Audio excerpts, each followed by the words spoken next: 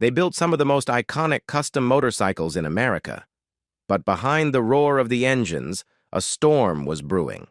American Chopper wasn't just a reality show. It was a pressure cooker of fame, money, and explosive family drama.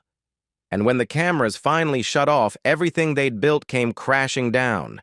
Bankruptcies in the millions, lawsuits between father and son, a brother who vanished after a $250,000 legal battle, addiction, foreclosures, burned bridges, and a shattered empire that once dominated the Discovery Channel. 20 years later, the men who defined American custom bikes are scattered across the country, living lives no one could have predicted. Some rebuilt their futures, some lost everything, and some walked away forever. This is the untold truth, what really happened to the American Chopper stars after the show ended, and where they are now. What you're about to learn will shock you. Number 1. Paul Teutul Sr. Paul Teutul Sr. was once the booming voice and iron-fisted leader of Orange County Choppers, a TV icon with folded arms, dark sunglasses, and a presence that filled the entire shop. To fans, he was the king of custom motorcycles, the face of American Chopper, the man who turned raw steel into rolling art. But while the cameras captured the glory, the collapse behind the scenes was already underway. In February 2018, it all finally caught up with him. Senior filed for Chapter 13 bankruptcy, revealing more than $1 million in debt owed to nearly 50 creditors. His assets were listed at close to $1.9 million, yet he was burning through almost everything he earned each month just to stay afloat. The TV-famous mansion he once proudly built in Montgomery, New York, went into foreclosure, and in 2019, he had to sell it for $1.5 million, less than half of what he hoped for. Even his tools and farm animals were included in the deal. Then came the lawsuits. In 2017, his own business partner, Thomas Durbasher, sued him for fraud after investing $3 million into a new TV project. Court documents painted a messy picture. Senior delaying filming so he could go fishing, refusing to cooperate with hired staff, secretly paying his son Michael out of the production budget, and bartering dog food and shop gear behind the scenes. More legal trouble followed. Unpaid bills, back taxes, a contempt of court ruling, and accusations linking him to a scam that allegedly took millions from Central American investors. By 2020, the original OCC in New York shut its doors for good. Senior moved to Florida, rebuilding what he could through the OCC Museum and Roadhouse in Clearwater.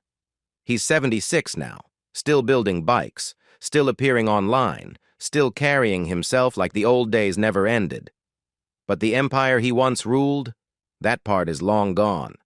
Number 2. Paul Teutul Jr. Paul Teutul Jr. was once the creative engine behind a global phenomenon. His custom choppers dazzled Discovery Channel audiences. His designs helped turn Orange County Choppers into a worldwide brand, and for a while, he and his father looked unstoppable. But behind the polished chrome and roaring engines, the relationship holding the empire together was cracking. By 2008, the tension finally exploded. During the peak of American Chopper, cameras captured the moment Paul Sr. fired his own son. Years of resentment boiled over, and in an instant, Junior was out. No workshop, no team, no role. But he still owned 20% of the company, a fact that ignited a bitter legal war. Senior tried to force him out with a buyout clause, backed by an appraiser who claimed Junior's stake was worth $0. The son who designed their most iconic bikes was told his contribution meant nothing. Junior fought back. In 2010, a court ruled in his favor, and he kept his ownership. But the damage was permanent. The business was shattered, and the family even more so. Starting over, he built Paul Jr. designs from scratch in New Jersey. Without the OCC name behind him, he relied only on talent and reputation, and it paid off. Major brands like Microsoft, Cadillac, and Mercedes-Benz hired him to craft custom bikes. His artistry never faded, but success brought its own strain. By 2018, Junior filed for Chapter 13 bankruptcy. He had nearly $1.8 million in assets, but over $1 million in debt, plus outstanding taxes. His Montgomery mansion, valued at $1.8 million, was his biggest remaining asset. The fame was still there, but the fortune was long gone. Today, Paul Jr. still builds show-stopping bikes and judges elite competitions, but he's no longer part of the empire he helped create. OCC moved on. The family never fully recovered, and the son who once stood beside his father at the height of their fame now stands alone, still doing the one thing he's always done, building. Number 3. Vincent DiMartino. In August 2007, Vincent DiMartino quietly packed up his tools and walked out of Orange County Choppers. After 5 years of building some of the show's most memorable bikes, he expected at least a thank you. Instead, Paul Teutul Sr. looked into the camera and said, "Everyone's replaceable. No handshake, no goodbye, just a sentence that hit harder than any blow." Vinny didn't argue. He simply left. But he wasn't done. Teaming up with Cody Connelly, another young builder from OCC, he opened V-Force Customs in Rock Tavern, New York. The shop took off fast. Clients came in, bikes rolled out, and by 2010, Vinny was back on TV, joining Paul Jr. for American Chopper, Senior versus Junior. He appeared in 55 episodes, and for a moment, it seemed like everything he had fought for was finally paying off. Then reality hit. The 2008 financial crash destroyed the custom motorcycle market. By 2013, interest in high-dollar choppers had evaporated. No matter how skilled Vinny was, there were no buyers left. V-Force Customs went under. One by one, he sold off the tools he had built his dream with, welders, lathes, paint guns, until there was nothing left to keep the shop alive. That same year, Vinny made a difficult but necessary shift. He opened DiMartino Motorsports in Montgomery, focusing on car and truck repairs. No cameras, no TV drama, just honest mechanical work. His net worth today sits around $1 million. Modest compared to the fame he once knew, but entirely earned by his own hands. In the end, Vinny proved something the moment he walked away from OCC. He didn't need Senior's approval, he didn't need the spotlight, and he didn't need a TV empire to define him. When everything collapsed, he rebuilt his life the same way he built motorcycles, piece by piece, with integrity. Number 4. Mikey Teutul. When American Chopper first hit TV, viewers came for the custom bikes and the explosive fights between Paul Sr. and Paul Jr. But right in the middle of that chaos stood someone completely different. Mikey Teutul. He wasn't a master builder or a hothead. He answered phones, swept floors, cracked jokes, and somehow became the heart of the whole show. His humor softened the blow of every argument.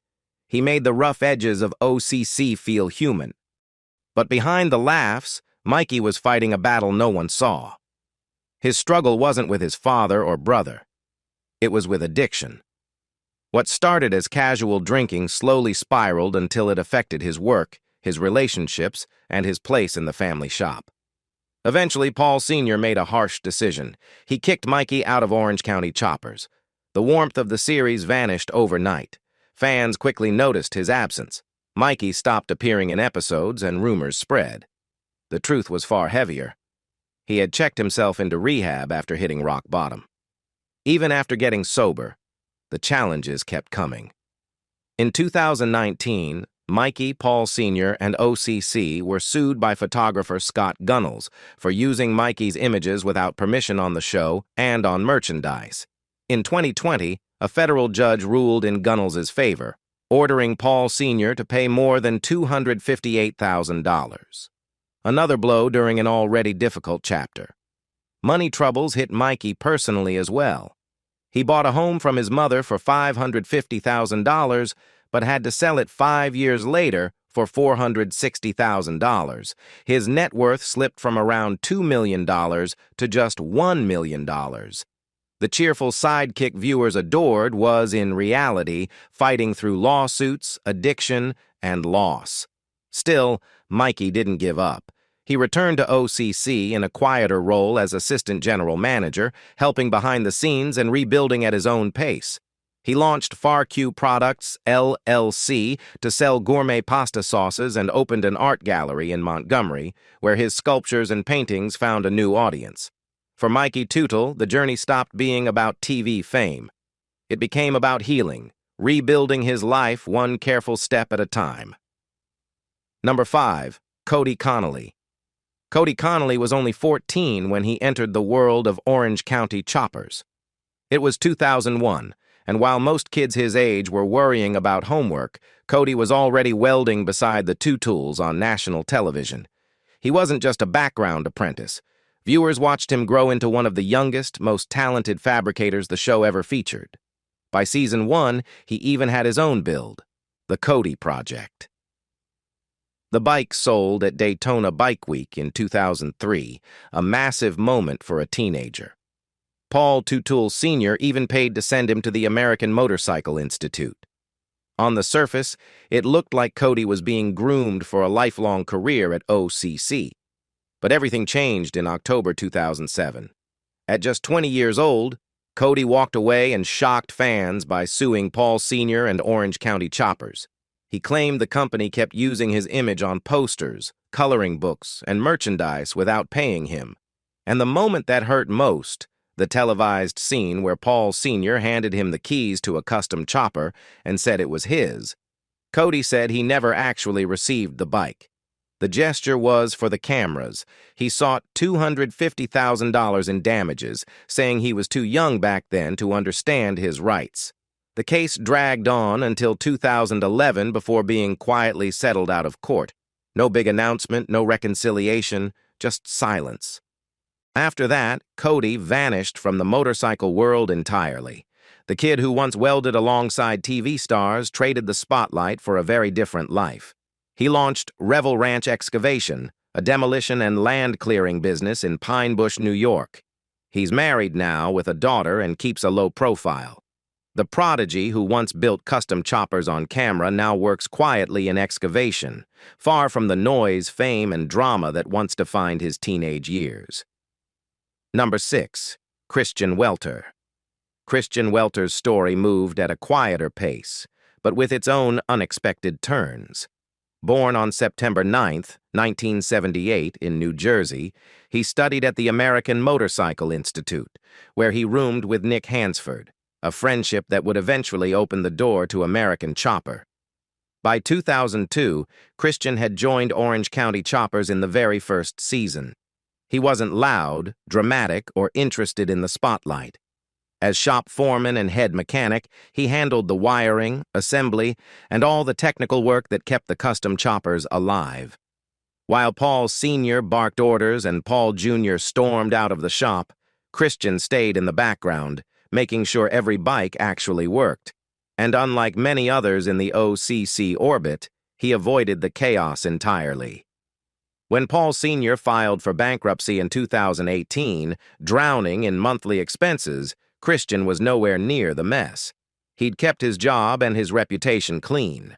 Outside of the garage, he had another talent, drumming. He'd been playing since age 12, taking 7 years of private lessons. When OCC's general manager Steve Moreau learned about it, they formed a band together.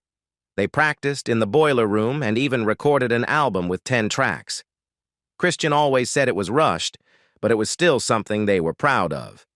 He stayed at OCC until 2016, and when he left, it was exactly how he worked, quietly.